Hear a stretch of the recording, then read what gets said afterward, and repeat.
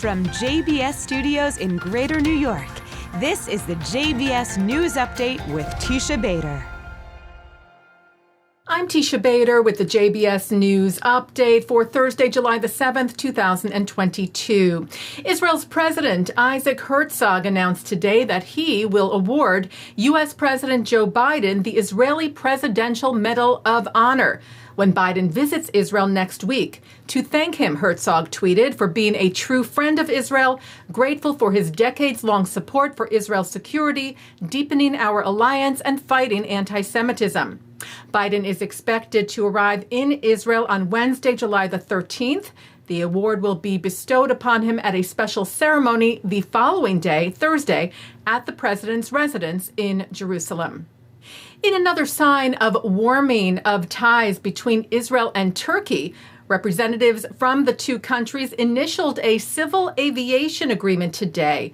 Israeli Prime Minister Yair Lapid's office said that the agreement is part of the decision to expand and develop bilateral relations that was made by Lapid and Turkish Foreign Minister Mevlut Çavuşoğlu at their recent meetings in Jerusalem and in Ankara, saying the initialing is a vital stage toward fully signing the aviation agreement, which is expected to allow Israeli airlines to resume flying to Turkey and constitutes an important milestone in advancing bilateral relations.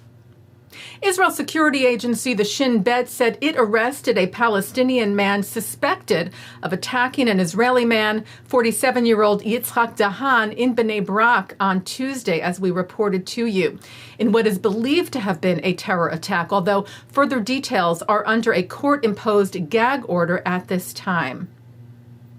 The JTA reports that longtime chief rabbi of Moscow, Pinchas Goldschmidt, has left his post.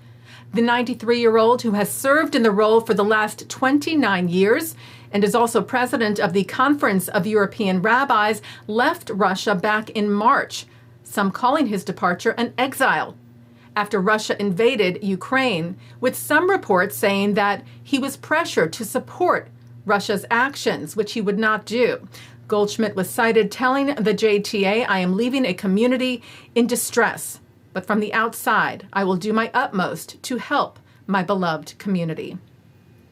Well, a new branch of the Jane Goodall Institute is being established in Israel.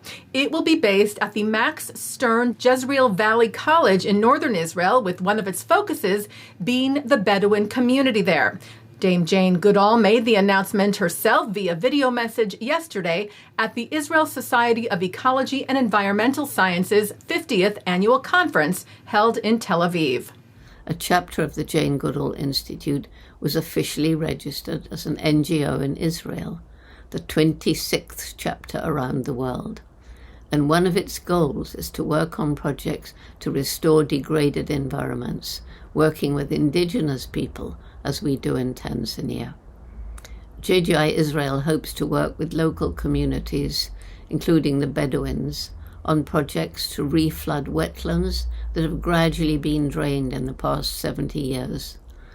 JGI Israel also hopes to help restore the arid savanna and open woodland in cooperation with the Bedouins of the southern Israel Negev Desert.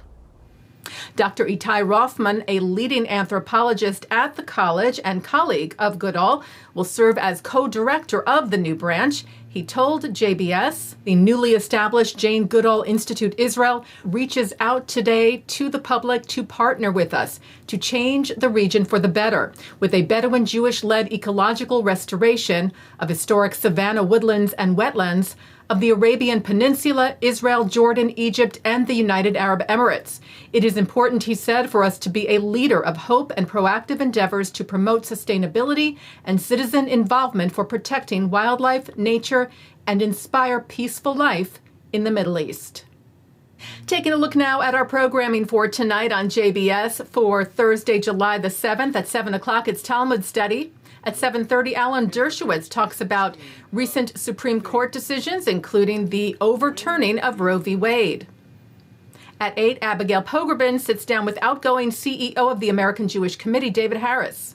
At 9, Mark Golub speaks with Executive Director of the American Zionist Movement, Herbert Bloch, on L'chaim. At 10, Erez Sherman speaks to Matt Doherty, former UNC basketball coach and former college teammate of Michael Jordan, to discuss life lessons on and off the court from his new book, Rebound, From Pain to Passion.